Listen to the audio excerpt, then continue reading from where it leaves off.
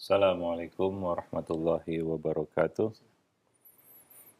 Innal hamdalillah nahmaduhu wa nasta'inuhu wa nastaghfiruh wa na'udzu billahi min syururi anfusina wa sayyiati a'malina. May yahdihillah fala mudhillalah wa may yudlil fala hadiyalah. Asyhadu an la ilaha illallah wahdahu la syarikalah wa asyhadu anna Muhammadan abduhu wa rasuluh. Ya ayyuhalladzina amanu ittaqullaha haqqa tuqatih wa la tamutunna illa wa antum muslimun amma ba'du. Fa inna ahsanal kalami kalamullah wa khairal huda huda nabiyyina Muhammadin sallallahu alaihi wasallam wa syarrul umur muhdasatuha wa kullu muhdasatin bid'ah wa kullu bid'atin dhalalah wa kullu dhalalatin finnar. Ma'asyiral muslimin wal muslimat, para pemerhati roja rahimani wa rahimakumullah. Alhamdulillah, segala puji hanyalah milik Allah Rabb semesta alam. Salawat dan salam atas Nabi kita Muhammad sallallahu alaihi wasallam, atas keluarga beliau, sahabat beliau, dan umat beliau sampai hari kemudian. Para pemerhati roja, kaum muslimin dan muslimat yang dimuliakan Allah, pada kesempatan pagi ini kita kembali bertemu dan akan melanjutkan pembahasan dari buku Mencetak Generasi Rabbani. Kita sampai pada bab 8 metode pembelajaran. Poin kedua yaitu bimbingan dan nasihat. Ini adalah salah satu cara kita untuk menyampaikan ilmu kepada anak-anak kita, yaitu melalui bimbingan dan nasihat. Dan nasihat itu adalah ilmu. Dan Nabi mengidentikan nasihat itu dengan agama. Ad-dinun nasihah. Agama itu adalah nasihat. Dan inilah yang sangat dibutuhkan oleh anak-anak kita, yaitu nasihat. Bimbing dan nasihatilah selalu anak-anak kita itu dengan penuh kasih sayang. Nasihat yang tulus. Oleh sebab itulah kata ini diambil sebagai salah satu ungkapan untuk menyampaikan ilmu. Diambil dari kata nasoha, nasohatul asal, aku menyaring madu itu sampai murni, ya, kemurnian dan ketulusan. Itulah nasihat. Jiwa anak akan terpengaruh dengan ucapan yang disampaikan kepadanya. Apalagi jika ucapan itu dihiasi dengan keindahan, kelembutan, dan kasih sayang. Nasihat yang baik merupakan sarana terbaik dalam upaya mendekatkan diri kepada jiwa si anak, masuk ke dalam jiwa mereka. Apalagi jika nasihat yang kita ucapkan itu tulus dari lubuk hati yang paling dalam. Nasihat seperti itu akan memberikan pengaruh yang sangat positif, menghujam langsung ke dalam hati mereka. Ada ungkapan yang berbunyi, bicaralah dari hati, niscaya kata-katamu masuk ke dalam hati. Dan ini adalah salah satu kita katakan perintah Allah di dalam Al-Quran, yaitu menyampaikan nasihat dengan baik.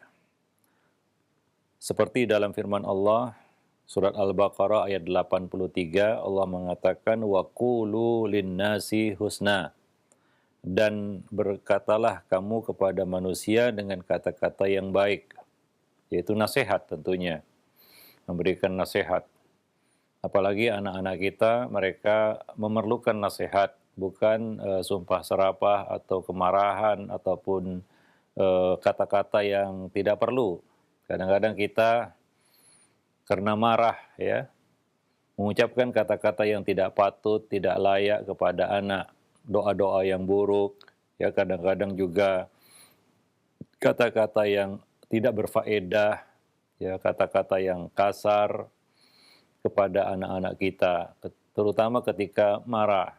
Maka kata-kata yang baik ini akan bisa, ataupun nasihat yang baik, bimbingan yang baik ini bisa kita sampaikan jika kita bisa meredam marah kita kepada anak-anak kita.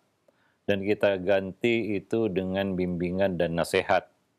Ya, seperti Nabi SAW ketika melihat Al-Hasan mengambil kurma zakat, Nabi tidak marah, Nabi menahan marah, walaupun itu salah, Nabi mendekati Al-Hasan, mengambil kurma itu dari mulutnya dan meletakkannya kembali.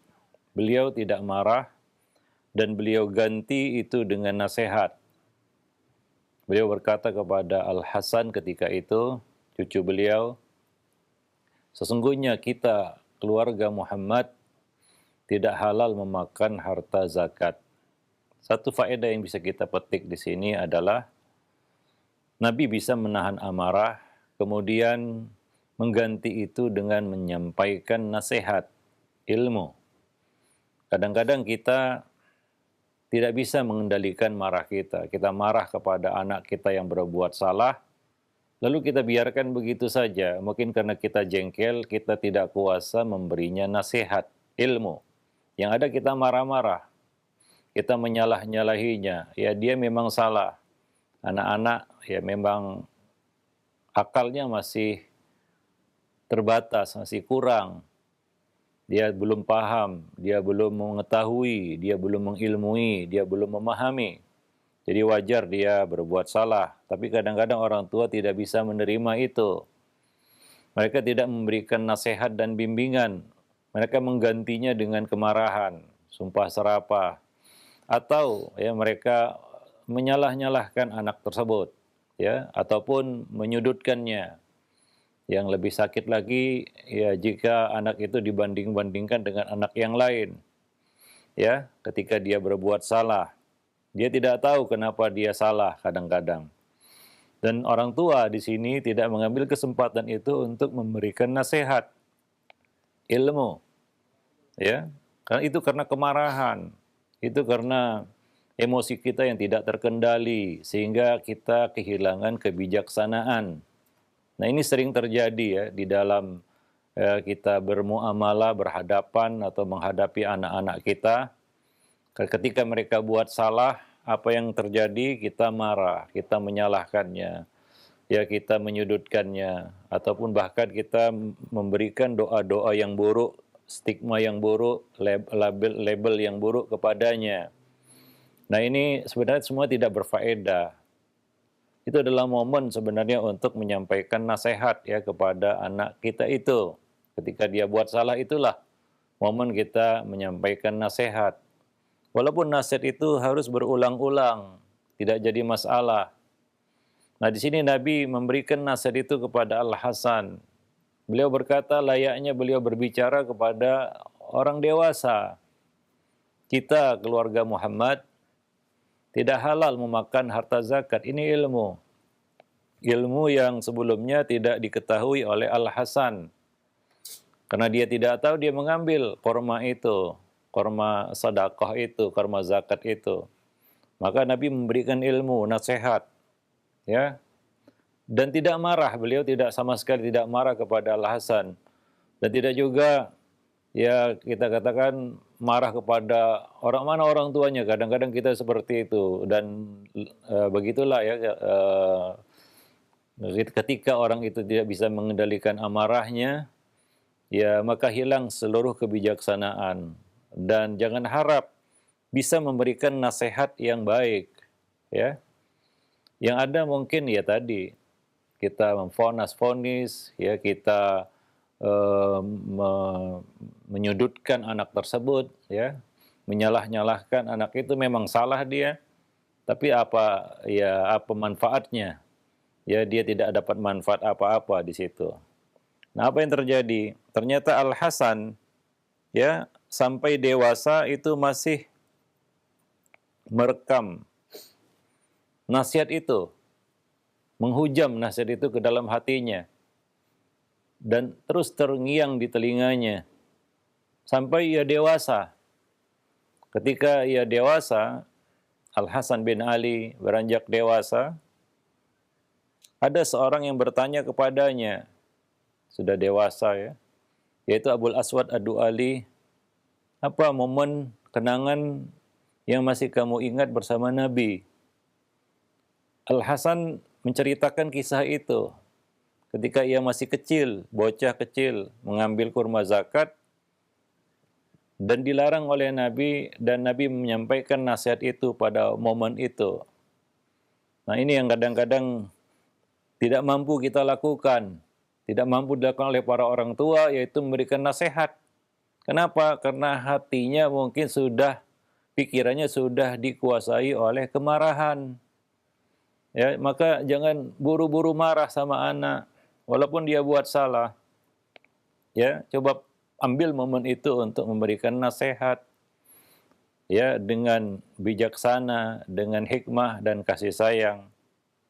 Ya, kadang-kadang kita merasa bahwa dengan marah itulah anak itu bisa mengerti kesalahannya. Dia cuma mengerti dia dimarahi saja. Kadang-kadang dia juga nggak ngerti apakah yang dilakukannya itu salah, begitu ya. Kalau kita menanggapinya dengan kemarahan, bukan dengan nasihat seperti yang dilakukan oleh Nabi tadi. Coba bayangkan ketika momen itu Nabi marah kepada Al-Hasan. Hanya sekedar marah. Lalu apa yang didapat oleh Al-Hasan pada momen itu? Nggak ada. Yang dia lihat dari Nabi mungkin hanya kemarahan. Kalau Nabi marah pada saat itu. Tidak. Nabi tidak memarahi Al-Hasan. Nabi menggunakan momen itu untuk memberikan nasihat kepada Al-Hasan bin Ali. Para pemerhati rojak kaum muslimin dan muslimat yang dimuliakan Allah. Maka ini sangat penting. Ya, yaitu mengendalikan diri. Ya, ketika melihat anak itu berbuat salah. Mungkin yang lebih, ya kita katakan yang lebih berat dari itu, yaitu kisah yang dialami oleh Nabi Nuh alaihi salam. Ketika anaknya, putranya tidak mau naik ke kapal, ikut bersama beliau, bersama orang-orang yang selamat, dan lebih memilih untuk menyelamatkan diri ke puncak gunung. Padahal tidak ada yang dapat selamat pada saat itu dari banjir besar kecuali yang naik ke perahunya Nabi Nuh, bahteranya Nabi Nuh, ayah beliau sendiri. Nah, ketika itu Nabi Nuh memanggil anaknya dengan panggilan kasih sayang. Ya, walaupun anak ini salah dia. Ya, Nabi Nuh memanggilnya dengan sebutan ya bunayya rkam ma'ana. Wahai anakku, naiklah ke bahtera bersama kami. Ya, momen-momen yang sangat krusial, ya, antara hidup dan mati. Nabi Nuh mengetahui apa yang dilakukan oleh anaknya itu salah, tapi beliau saat itu tidaklah marah-marah kepada anaknya, memaki-makinya, menyalah-nyalahkannya, atau memfonis-fonis di situ pada saat itu, atau kata-kata yang tidak baik, tidak. Bahkan beliau masih berharap, di momen-momen terakhir itu beliau masih berharap menyampaikan nasihat, mudah-mudahan didengar, namanya juga ikhtiar. Ya bunayya rkam ma'ana, wahai anakku naiklah ke perahu bersama kami, karena tidak ada yang bisa selamat kecuali yang naik perahu bersama Nabi Nuh. Tapi anaknya tidak mau, tetap tidak mau, dan akhirnya tenggelam bersama orang-orang yang tenggelam. Ini satu, ya kita katakan bukti ya kepada kita semua bahwa kalau kita menghadapi anak itu dengan kemarahan, maka hilanglah kebijaksanaan, dan ketika hilang kebijaksanaan itu kita tidak bisa memberikan nasihat yang baik kepada anak kita itu. Padahal momen-momen anak berbuat salah itulah kesempatan kita, peluang kita untuk memberikan nasihat berupa ilmu. Ya, kata-kata yang baik, petuah pada saat itu. Tapi kadang-kadang kita menggantinya dengan kemarahan. Karena kita ingin memuaskan hati kita dengan marah itu. Berat kita menyampaikan nasihat saat itu. Karena mungkin dada kita menggelegakkan begitu ya, karena melihat anak itu berbuat salah. Para pemerhati raja kaum muslimin dan muslimat yang dimuliakan Allah. Maka kata-kata yang baik tidak perlu dihadapi dengan kemarahan. Ya, seperti yang Allah perintahkan kepada kedua nabinya, yaitu Nabi Musa dan Harun. Ketika Allah perintahkan untuk mendakwahi Fir'aun, apakah Allah memerintahkan kedua nabi itu untuk mendatangi Firaun dengan kemarahan? Karena Firaun ini sudah melampaui batas. Dia mengatakan, ana rabbukumul a'la, aku adalah Tuhanmu yang paling tinggi. Dia mengaku Tuhan. Ini kejahatan luar biasa. Tapi apakah Allah perintahkan kedua nabinya untuk mendatangi Firaun dengan kemarahan? Ya walaupun siapa yang tidak marah kepada Firaun, tapi kemarahan menghadapinya saat itu sia-sia. Karena dia perlu dinasihati dengan kata-kata yang baik, bijak, lunak, dan penuh dengan ketulusan. Itulah nasihat. Itulah yang Allah perintahkan kepada kedua nabinya. Faqula lahu qawlan layyinan la'allahu yatadhakkaru aw yakhsha. Maka berbicaralah kamu berdua, yaitu Nabi Musa dan Harun, kepada Fir'aun dengan kata-kata yang lemah lembut. Mudah-mudahan dia sadar atau takut. Kata-kata yang baik itu, kata-kata yang tulus itu, seperti yang kita sebutkan tadi, bicaralah dari hati, niscaya kata-katamu akan masuk ke dalam hati. Mudah-mudahan dia sadar atau takut dengan kata-kata yang lembut, dengan nasihat yang lembut tadi. Nah, ini adalah salah satu contoh ya di dalam Al-Quran. Ya perlunya kita untuk menyampaikan nasihat dengan baik ya kepada siapapun ya, karena manusia itu perlu nasihat ya. Kita perlu nasihat, dan salah satu dari yang orang-orang yang dikecualikan dari kerugian waktu, kerugian masa adalah watawasau bil haqqi watawasau bis sabri. Saling nasihat, menasehati dengan kebenaran, dengan al-haq, dan dengan kesabaran. Bukan dengan kemarahan. Allah mengatakan as-sabar. Dan sabar itu lawan dari marah. Sabar itu lawan dari ghadab. Kalau kita marah berarti kita nggak sabar. Maka kita perlu sabar menyampaikan nasihat yang hak. Dan tawasi bil marhamah. Menasihati dengan kasih sayang. Ya, karena dengan kasih sayang kata-kata itu menjadi kuat. Ya, dengan kekasaran nasihat itu, kata-kata itu menjadi lemah. Nasihat itu menjadi mentah. Dengan kasih sayang, nasihat itu, kata-kata itu menjadi matang. Nah, demikian. Ya, kita juga mungkin tidak perlu dicoba ya. Cobalah kita marah kemudian menasihati orang. Ya, kita nggak akan bisa memberikan nasihat dengan kasih sayang, marhamah, dengan kesabaran, dengan tawasi bil marhamati was sabri. Kenapa? Karena kita dahului itu dengan kemarahan. Para pemerhati roja, kaum muslimin dan muslimat yang dimuliakan Allah. Nah, ini terutama menghadapi anak-anak kita ya, menghadapi anak-anak kita. Nah, dan ada contohnya di dalam Al-Qur'an ya, yaitu nasihat Luqman kepada putranya. Ya, coba lihat. Luqman selalu memanggil anaknya dengan panggilan kasih sayang, ya bunayya. Ya bunayya, la tusyrik billah, inna syirka la dzulmun adzim. Ya bunayya, innaha in takum mithqala habbatin min khardal fatakum fi sakhratin aw fis samawat aw fil ardi ya'ti biha Allah. Innallaha latifun khabir. Ya bunayya aqimis salah wa'mur bil ma'ruf wanha 'anil munkar wasbir 'ala ma asabak inna dzalika min azmil umur.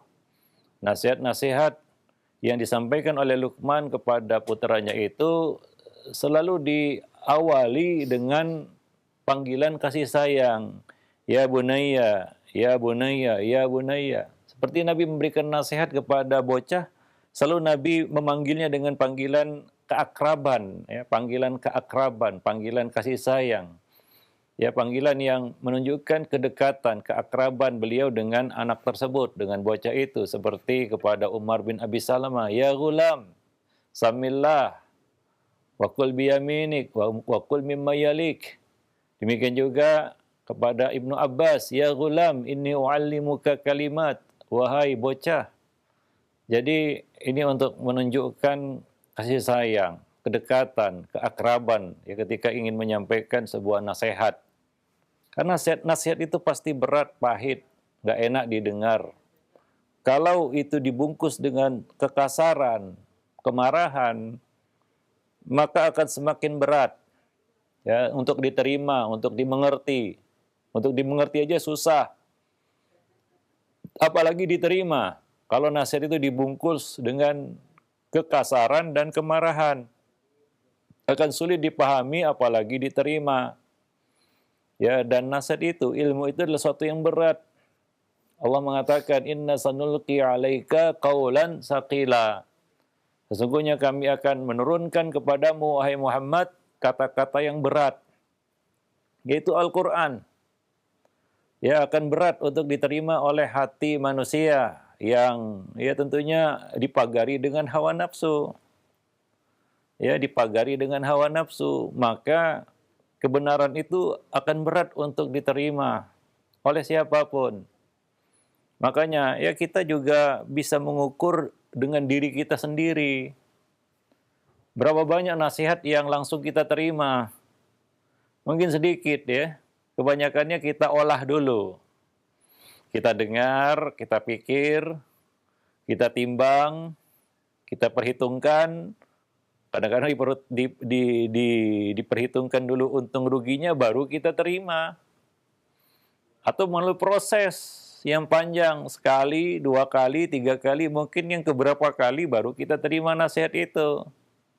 Itu menunjukkan bahwa memang nasihat itu berat untuk kita terima. Apalagi nasihat yang memang to the point istilahnya ya. Yaitu mengungkap kesalahan kita, kekurangan kita. Itu sangat berat untuk kita terima. Sangat berat untuk diterima oleh hati. Apalagi hati kita nggak sehat. Ciri-ciri hati yang berpenyakit adalah susah untuk menerima nasihat. Berarti ada penyakit di situ. Ya mungkin hati itu kurang gizi, sehingga susah untuk menerima nasihat. Atau ada penyakitnya, sehingga tidak siap untuk menerima nasihat. Banyak faktor-faktor yang membuat nasihat itu berat untuk diterima. Ya, ada faktor internal dari diri kita atau faktor eksternal, yaitu cara orang yang menyampaikan nasihat itu kepada kita. Pernahkah kita mendapat nasihat dari orang yang kasar, menasihati kita dengan marah-marah? Lalu apa respon kita? Apakah kita menganggap itu nasihat? Tentunya mungkin kita tidak menganggap itu nasihat, walaupun niatan dia mungkin ingin memberikan nasihat kepada kita. Saya ingin menasihati si fulan, itu dengan marah-marah. Orang yang dinasihati menanggapi itu bukan sebagai nasihat. Ya, itu namanya ngajak tengkar istilahnya. Ya, ini ngajak tengkar, ini ngajak debat, ya ngajak tarung, ya ngajak ribut kan begitu ya, bukan memberikan nasihat. Nah, begitulah ya ketika kita mendapati orang yang memberikan nasihat itu dengan cara yang kasar, dengan marah-marah dia datang kepada kita memberikan katanya nasihat, kita tidak menanggapi itu sebagai sebuah nasihat. Berat untuk diterima itu. Nah, demikian ya. Nah, maka ya perlu ya kita sampaikan dengan kasih sayang dan menunjukkan keakraban ya bahwa kita nggak marah. Maka coba lihat ya bunayya aqimis shalah, ya bunayya la tusyrik billah ya dan nasihat-nasihat lain yang disampaikan oleh Luqman ya kepada putranya ya. Banyak sekali nasihat yang disampaikan oleh Luqman kepada putranya. La tusa'ir khaddaka linnas wa la tamshi fil ardi maraha. Jangan kamu malingkan wajah dari manusia karena sombong. Ya melengos begitu istilahnya. Berjalan di muka bumi dengan angkuh. Allah tidak suka orang-orang yang angkuh dan suka membanggakan diri. Waqsid fi masyika waqdud min sautik. Sederhanakanlah dalam berjalan dan lunakkanlah suara. Jadi ini nasihat-nasihat yang disampaikan oleh Luqman ya kepada putranya. Ya, maka kita harus pandai-pandai memanfaatkan kesempatan untuk menasehati anak. Tapi ingat, kita harus mengendalikan hati kita dulu. Maka di dalam buku Mendidik Anak Tanpa Amarah, ya kita sebutkan di situ satu poin, satu bab, yaitu kehidupan hati adalah kunci. Ya, kalau hati kita bermasalah, kita nggak akan bisa itu melakukan itu. Ya, menahan marah aja nggak bisa, apalagi memberikan nasihat. Yang ada yang muncul marah-marah aja. Sama anak marah-marah, jengkel, karena tidak sesuai dengan ekspektasi dia, keinginan dia. Coba lihat, ya Nabi Nuh tidak berharap anaknya seperti itu. Padahal beliau telah menasihati, membimbing, nggak kurang-kurang 950 tahun. Beliau berdakwah tentunya kepada putranya juga beratus-ratus tahun. Sampai pada akhirnya tidak juga seperti yang beliau inginkan. Tapi beliau tidak menunjukkan kemarahan. Pada saat itu beliau masih berharap. Yang namanya juga ikhtiar ya. Hidayah kan bukan di tangan manusia, di tangan Allah. Tapi Allah perintahkan untuk menyampaikan nasihat itu dengan marhamah was sabar. Sampaikan. Maka itu yang dilakukan oleh Nabi Nuh di momen-momen terakhir, last minute, last moment istilahnya. Ya, di kesempatan-kesempatan terakhir ingin menyampaikan nasihat kepada anaknya. Tapi walaupun itu tidak berhasil, ya Allah tidak menilai hasil, Allah menilai apa yang kita lakukan, proses yang kita lakukan. Para pemerhati roja kaum muslimin dan muslimat yang dimuliakan Allah, ya. Nah, dan jangan bosan. Menyampaikan nasihat itu tidak boleh bosan. Maka ada beberapa hal yang perlu kita sampaikan ya agar nasihat itu membawa perbaikan yang signifikan. Yang pertama adalah ulang-ulangi nasihat itu. Ya, jangan bosan.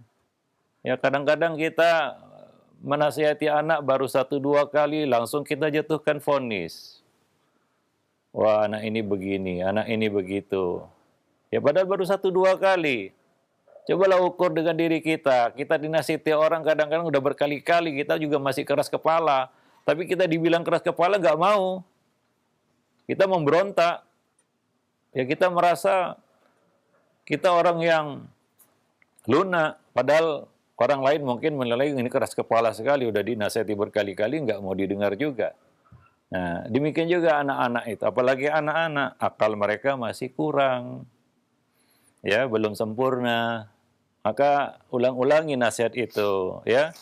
Ya, jangan bosan, ya, jangan kita mudah. Ya, sebagian orang sukanya main patah-patah gitu ya. Nah, nggak berhasil ya patah, nggak berhasil dipatah, ya begitu. Akhirnya ya, nasihat itu seperti obat. Obat itu kalau kita minum nggak langsung sembuh tuh penyakit, ya sabar. Perlu minum 2 kali, ini baru sekali. Minum obat ingin langsung sembuh. Ya ada beberapa obat itu perlu waktu yang panjang karena penyakitnya juga sudah kronis mungkin. Ya maka perlu waktu untuk penyembuhan.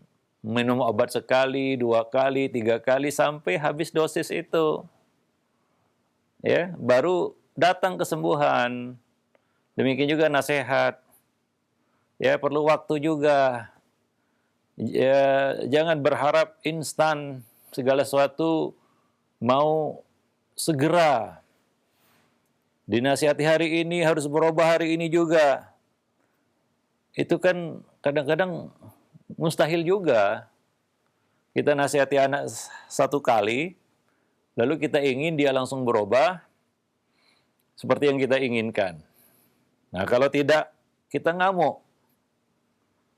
Nah, ini agak aneh sebenarnya. Kita kurang memahami ya manusia dan kurang memahami diri kita sendiri juga. Ya, kita sering dinasihati juga kadang-kadang juga nolak. Bahkan mungkin udah berkali-kali nggak kita terima itu nasihat. Itu kita yang sudah sempurna akalnya, apalagi anak-anak. Maka ulangi terus. Ya, demikian juga ya para suami misalnya ingin menasihati istri. Itu juga perlu kesabaran berkali-kali, namanya juga wanita, akalnya kurang, agamanya kurang, kan begitu ya.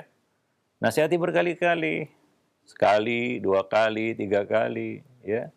Nah, ada momen nasihat itu akan sampai ke dalam hatinya dan merubahnya.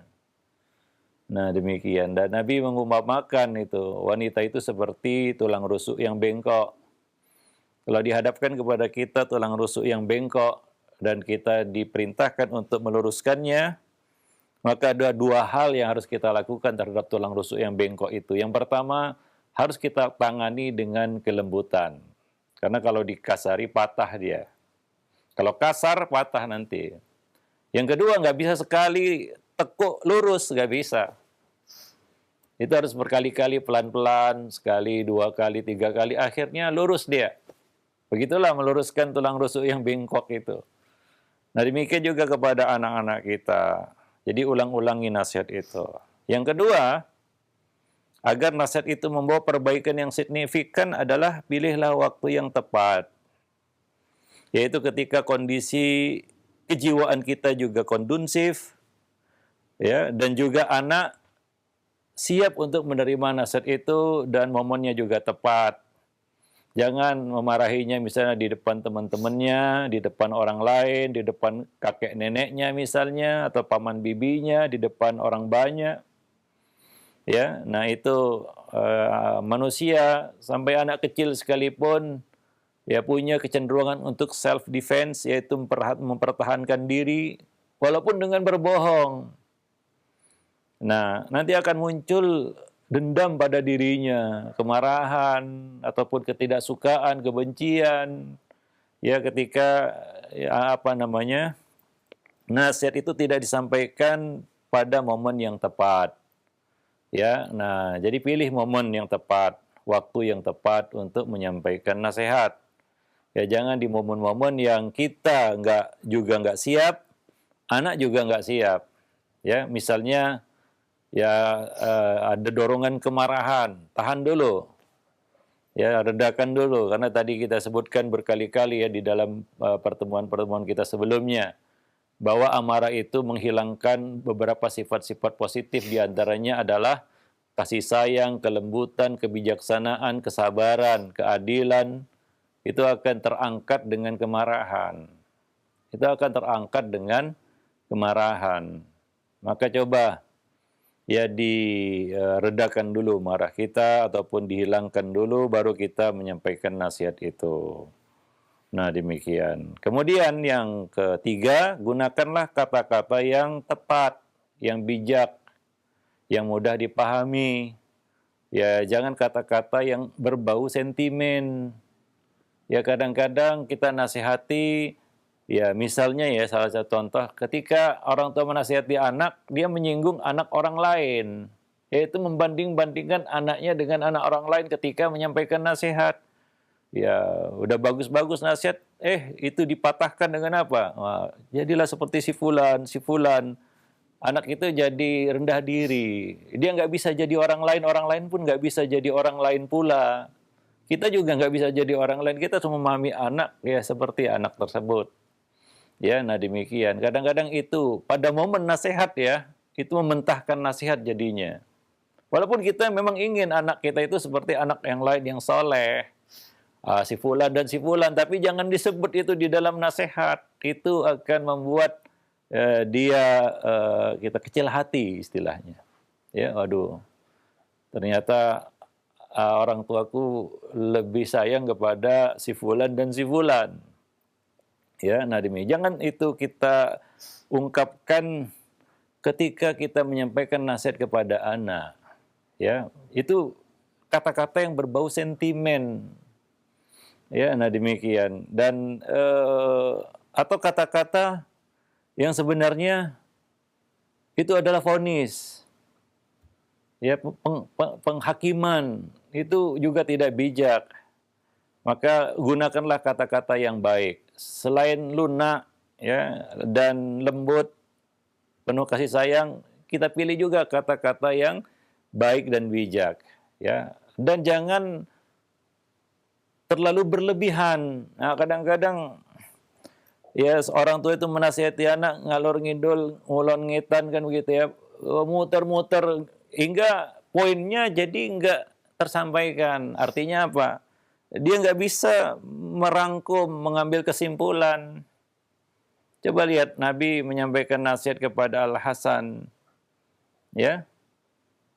dengan kata-kata yang singkat, padat, tepat, nggak bertele-tele. Kita keluarga Muhammad tidak halal memakan harta zakat. Selesai. Nggak berpanjang-panjang, wah begini, ya, macam ceramah 1 jam. Ini nasihat yang ditujukan kepada seseorang. Itu beda dengan nasihat yang kita sampaikan di majelis secara umum. Beda. Kalau kita berhadapan dengan seseorang, dengan istri saja ya. Ya kita nasihati panjang lebar macam ceramah gitu ya. 1 jam. Dia juga bingung apa yang harus disimpulkan ya dari nasihat itu. Nggak ada. Jadi ya kita pilih, jangan keburu nafsu juga menyampaikan nasihat itu. Ingin semuanya disampaikan kayak kita ingin kita yang puas gitu, bukan dia yang puas. Ya, kadang-kadang kita menyampaikan nasihat itu ada berbau unsur hawa nafsu juga dari kita. Kita ingin puas, wah sudah pulang semua sudah saya sebutkan. Iya, tapi orang yang mendengar nasihat bisa nyimpulkan atau tidak? Apakah dia paham dengan ceramah kita 1 jam itu? Dia nggak paham. Ya to the point saja.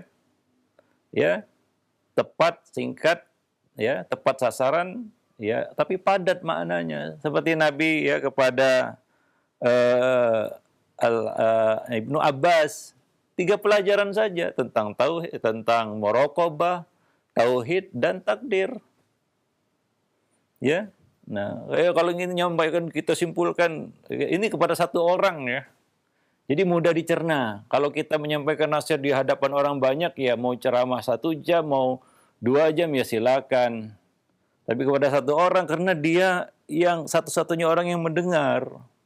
Dia nggak akan bisa menghandle semua nasihat 1 jam itu. Beda dengan orang banyak. Ya, ada kadang-kadang kita menyampaikan nasihat ya kepada orang banyak. 1 bagian untuk yang si fulan sana, 1 bagian untuk si fulan di sana, 1 bagian untuk si fulan yang di depan kita. Kan begitu ya. Nggak semuanya itu untuk 1 orang. Tapi kalau untuk kita menasihati 1 orang, apalagi anak-anak, ya pilihlah ya kata-kata yang mudah dipahami, tepat, singkat, padat begitu ya. Nah demikian. Seperti Nabi kepada Umar bin Abi Salamah juga. Ya gulam, samillah, wakul biyaminik, wakul mimai. 3 perkara saja yang berkaitan dengan itu. Jadi kadang-kadang kita itu menyampaikan nasihat itu ya macam ceramah kita jadinya. Ya beda itu ya. Dan kalau kita panjang-panjang juga, ujung-ujungnya nanti berujung dengan marah begitu ya. Padahal awalnya sudah lembut itu, sudah lunak itu. Tapi karena kepanjangan, akhirnya ya mungkin karena respon dari orang yang kita nasihati sudah mulai bosan dia. Kita pun terpancing marah kita, seolah-olah dia nggak mau mendengar nasihat. Ya pegel juga ya mendengarkan nasihat secara khusus ya kepada 1 orang. Misalnya lah contohnya ini ya, kita dinasihati seseorang, dia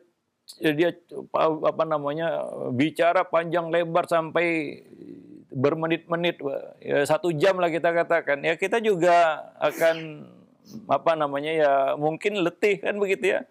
Nah ketika kita mungkin agak-agak tidak respon gitu, mungkin orang itu akan jadi marah sama kita kan begitu ya. Padahal kita juga nggak mampu mendengarkannya sampai jam-jaman begitu kan begitu ya, ataupun bermenit-menit seperti itu. Jadi ya artinya pilihlah ya, gunakan dan pilih. Ya, jadi memang ketika kita ingin menyampaikan nasihat itu, kita memang sudah merancang itu, mempersiapkan ya apa yang akan kita sampaikan, poin-poin ya yang penting. Jadi tidak semua, karena itu akan berat bagi orang yang mendengar nasihat itu. Sekali lagi ya, para orang tua kepada anak-anak mereka nggak sama menyampaikan nasihat di depan orang banyak, yaitu ditujukan kepada fulan dengan nasihat yang kita tujukan khusus kepada 1 orang. Wallahu a'lam bissawab. Nah demikian para pemerhati roja kaum muslimin dan muslimat yang dimuliakan Allah. Mudah-mudahan bermanfaat. Aqulu qauli hadza astaghfirullah li wa lakum wa lisairil muslimin innahu huwal ghafurur rahim. Baik, syukron jazakallahu khair kepada Ustaz yang sudah memberikan materi di kesempatan pagi hari ini dari pembahasan kitab Mencetak Generasi Rabbani. Bagaimana beliau menjelaskan fikih atau tata cara, membimbing dan menasihati anak-anak kita yang mudah-mudahan Allah Subhanahu wa taala tentunya memberikan kemudahan kepada kita semua sebagai orang tua untuk dapat membimbing dan mengarahkan anak-anak kita kepada, jalan yang lebih baik. Baik, untuk selanjutnya kami buka sesi interaktif, sesi soal jawab. Bagi Anda para pemerhati roja sekalian yang ingin bertanya, Anda bisa mengirimkan pertanyaan di nomor layanan pesan singkat. Baik, yang pertama ada pertanyaan Ustadz dari hamba Allah yang berada di Bekasi. Ustadz, saya ingin bertanya, anak saya akhwat ingin kuliah jurusan psikologi. Apakah ini diperbolehkan dalam syariat? Dan pilihan yang kedua, anak saya juga ingin menjadi dokter, tapi anak takut di kuliahan tersebut terjadi campur baur antara ikhwan dan akhwat. Apakah pilihan jurusan keduanya diperbolehkan untuk seorang akhwat, di mana saat proses belajarnya belum syar'i? Ustaz, syukron atas penjelasannya.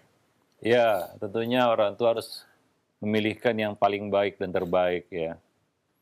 Ya, bukan hanya mungkin sekedar tanda kutip baik ya, tapi yang terbaik ya untuk anak-anak mereka.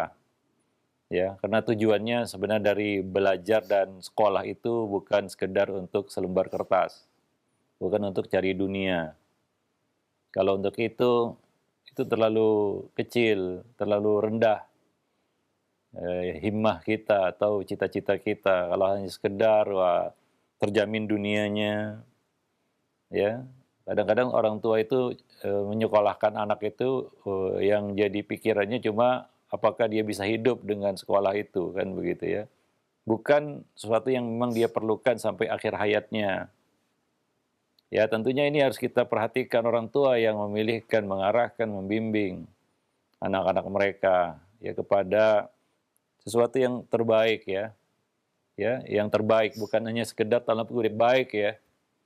Ya itu kan masih debatable, mungkin masih diperdebatkan, wah ini nggak ngapa, dan ya tentunya ada banyak keburukan, misalnya ada ikhtilat, ada macam-macam yang itu akan memberikan satu tarbiyah yang tidak baik baginya nanti. Dan ya yang satu yang ya, diawali dengan keburukan tidak akan bisa berakhir dengan kebaikan biasanya. Maka bismillah, tawakal Allah, carikan pendidikan yang terbaik untuk anak-anak kita, yang selamat dunia, yang terpenting akhiratnya. Nah, begitu ya. Dunia itu mengikuti akhirat. Ya, kalau akhirat itu menjadi fokus kita, orientasi kita, Allah akan beri segala kemudahan dan kelapangan. Tapi kalau orientasi kita dunia akan kacau nanti.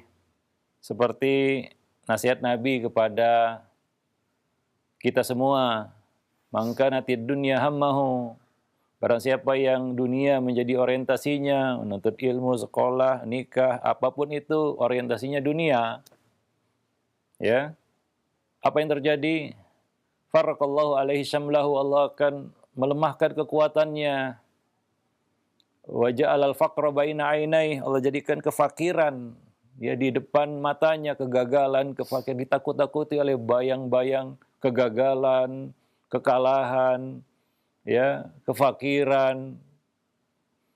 Walam yati ilahi dunya illa ma qad kutiba lahu. Tidak akan datang kepadanya dunia kecuali apa yang sudah dituliskan, tidak kurang dan enggak lebih. Itu kalau orientasi kita dunia. Ya, apapun itu. Nikah, kadang-kadang ada juga orang nikah itu orientasinya dunia. Maka yang dia pilih itu yang kaya raya, yang ini, adapun kriteria-kriteria yang disebutkan Nabi diabaikannya. Ya. Menuntut ilmu, sekolah, orientasinya dunia juga banyak seperti itu. Ya. Nah demikian.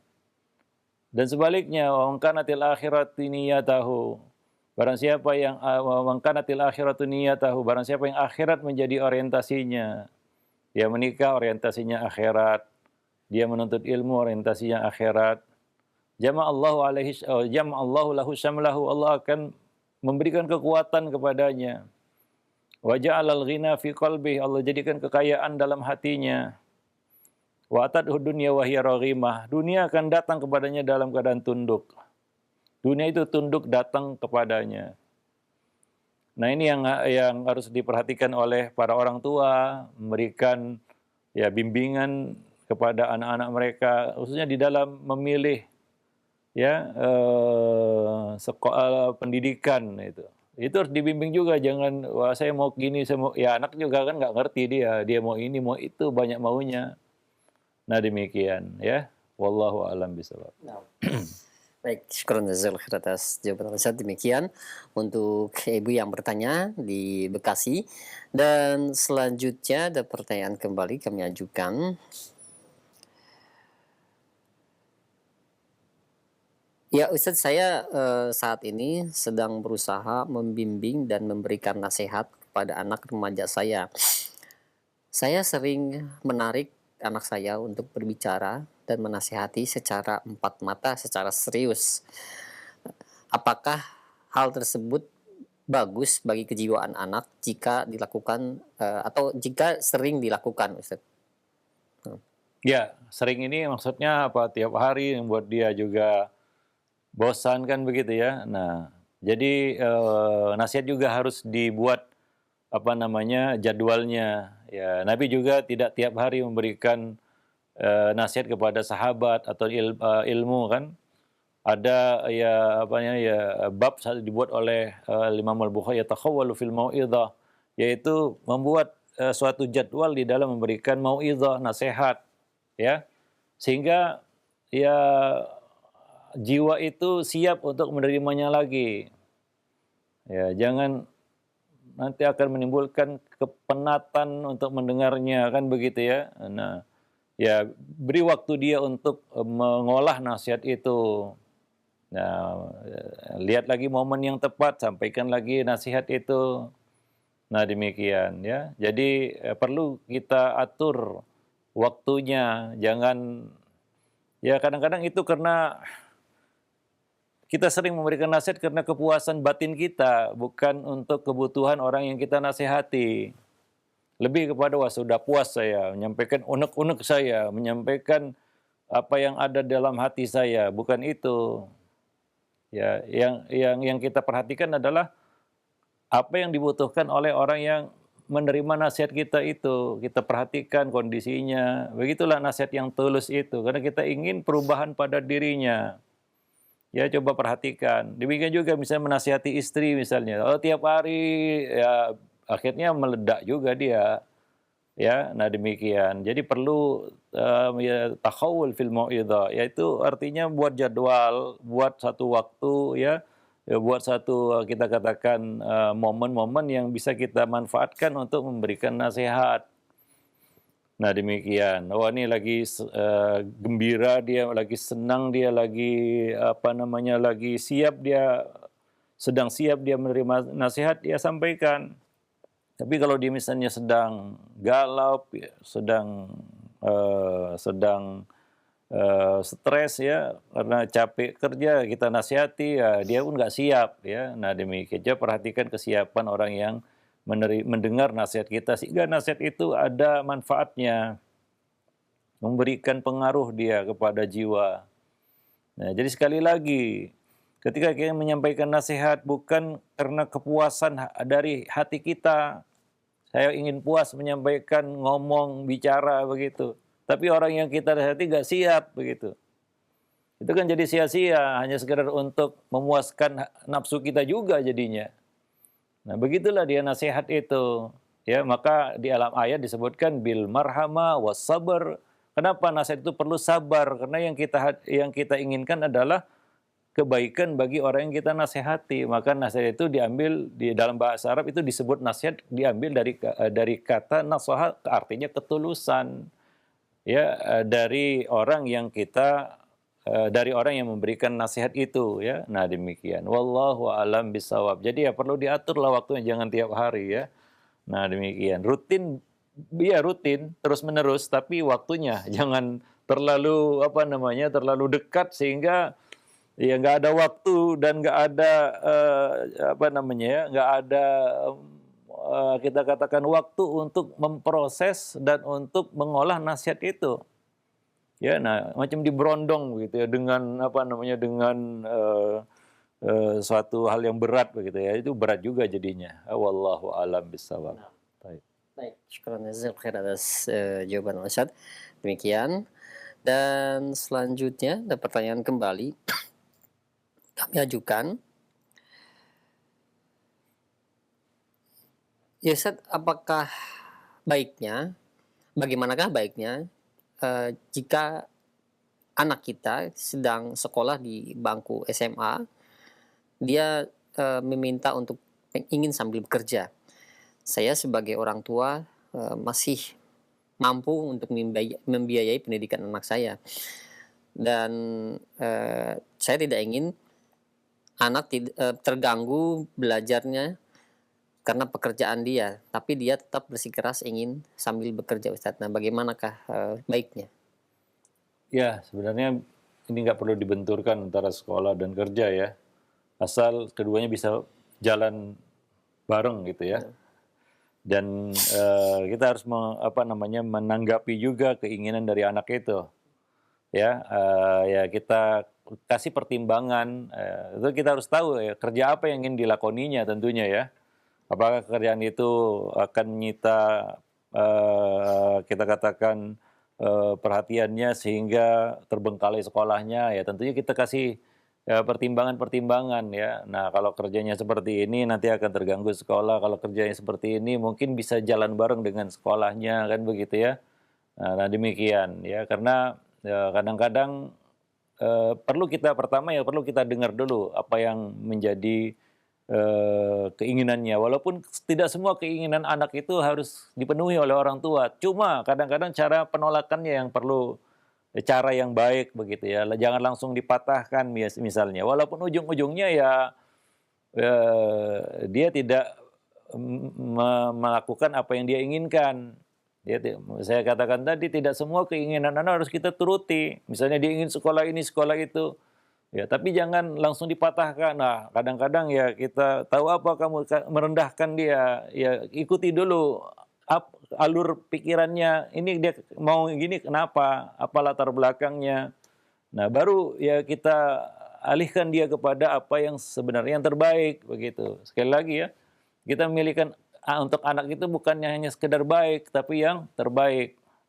Nah demikian, dan itu ya perlu cara yang baik untuk menyampaikan bimbingan tersebut. Ya jangan langsung, kadang-kadang orang tua ini, kamu tahu apa, kamu masih kecil, kata-kata yang merendahkan dia dan dia merasa dianggap remeh begitu ya.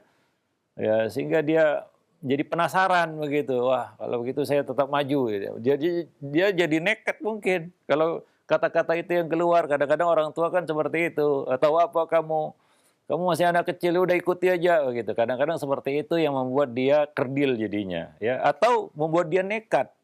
Ada dua aja, dia menjadi orang yang kerdil jiwanya dan merasa tidak mampu apa-apa kalau nggak ada bimbingan orang, kalau nggak ada perintah dari orang tua, ya kalau nggak ada suruhan ataupun komando dari orang tua, atau dia menjadi nekat, ya karena dia merasa dan dia ingin membuktikan wah saya bisa begitu ya. Nah jadi perlu cara untuk ya mengarahkan keinginannya, jangan langsung dipatahkan kan ya, walaupun kadang-kadang keinginan itu salah. Kadang-kadang anak menyampaikan kepada orang tua keinginan-keinginan yang salah begitu ya. Nah itu juga jangan kita patahkan dan wah kamu ya seolah-olah ya, ya, ya dia memang nggak tahu dengan pilihannya, ya maka kita arahkan dia, jangan langsung ya kita patahkan yang membuat dia menjadi kerdil atau dia menjadi nekat. Nah demikian, wallahu a'lam bishawab. Jadi kita perlu membaca cara berpikirnya dulu, kenapa dia mau begini, punya keinginan begini, ya mungkin ada sebabnya ya, sebagaimana pepatah ya, tidak ada asap kalau tidak ada apinya. Nah, keinginan itu tidak muncul tiba-tiba saya ingin kerja begitu ya, dapat mimpi, enggak juga kan. Ya mungkin ada ceritanya di balik itu, di belakang itu yang perlu kita ketahui, kita dengar darinya, kenapa, ada apa, kan begitu ya. Nah demikian, ada sesuatu yang ingin dikejarnya atau ya kita harus dengar juga supaya kita tahu ya apa latar belakang dari semua keinginan itu, kan begitu ya. Nah demikian, jadi orang tua juga perlu ya untuk mendengar untuk mencari arah. Ya, bukan mengikuti keinginan anak ya, tapi mencari arah yang terbaik tadi untuk si anak begitu. Tapi kalau kita langsung patahkan, nah itu kadang-kadang ya itu tadi ada dua kemungkinan. Anak itu merasa, kalau begitu ya sudahlah tunggu komando dari orang tua saja. Ya dia mungkin nggak pernah berpikir bagaimana apa ke depannya. Ya, yang kedua mungkin dia akan nekat. Dia merasa tertantang. Ya, dan dia tetap melakukan apa yang menjadi keinginannya walaupun orang tuanya nggak setuju. Ada juga kasus-kasus seperti itu ya. Nah, wallahu a'lam bishawab. Taib para pemirsa, para pemerhati roja yang dimuliakan Allah. Mungkin sampai di sini dulu pertemuan kita pada kesempatan pagi ini. Mudah-mudahan bermanfaat. Kita masih membahas 8 metode pembelajaran. Kita sampai poin yang kedua. Kita akan lanjutkan berikutnya nanti poin-poin yang lainnya. Wallahu a'lam bishawab. Subhanakallah bihamdik. Asyhadu an la ilaha illa anta astaghfiruka wa atubu ilaik. Assalamualaikum warahmatullahi wabarakatuh.